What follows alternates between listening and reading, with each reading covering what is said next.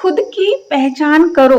महात्मा बुद्ध कहते थे कि सबसे पहले व्यक्ति को खुद की पहचान करनी चाहिए। दूसरों की बजाय व्यक्ति खुद के बारे में ज्यादा जानता है। उनका मत था कि बुराई से घृणा करो, बुरे व्यक्ति से नहीं। एक बार की बात है, किसी गांव के पास बहती नदी के किनारे बुद्ध बैठे थे।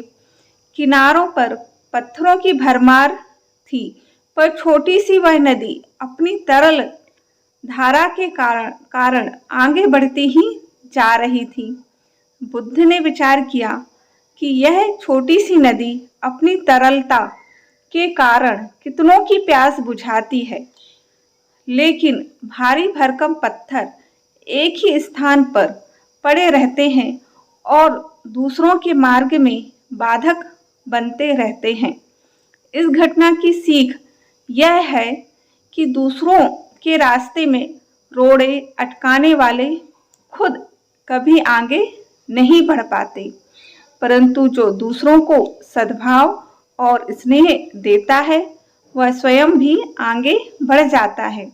बुद्ध ऐसे ही विचारों में मगन थे कि तभी उन्होंने ग्रामीणों की एक भीड़ को अपनी ओर आते देखा। बड़ा शोर था और लोग किसी युवती के प्रति अपशब्द बोल रहे थे। बुद्ध ने देखा कि लोग एक युवती को घसीट कर ला रहे थे और उसको गाली भी दे रहे थे। भीड़ के नजदीक आने पर बुद्ध ने लोगों से युवती को पीटने और अपशब्द कहने का कारण पूछा।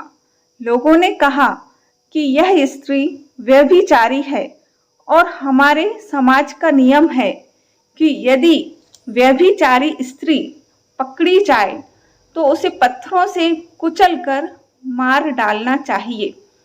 बुद्ध ने युवती की ओर देखा और कहा, जो तुम चाहते हो वही करो, पर मेरी एक शर्त है कि पत्थर मारने का अधिकारी वही है जिसने कभी व्यभिचार ना किया हो और ना ही उसके मन में ऐसे विचार कभी आए हों।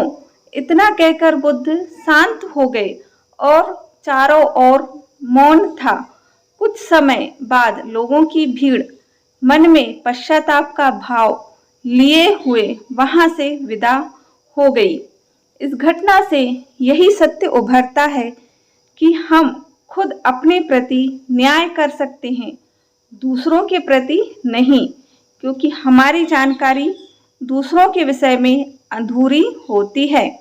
यदि हम किसी के प्रति न्याय करना चाहते हैं तो उसे ऐसा प्यार और स्नेह मिलना चाहिए कि खुद ही अपने दोषों को स्वीकार कर ले और उन्हें पुनः ना दोहराने का व्रत ले। फ्रेंड्स, यह कहानी आपको कैसे लगी हमें कमेंट बॉक्स में ज़रूर बताएं। Thanks for watching.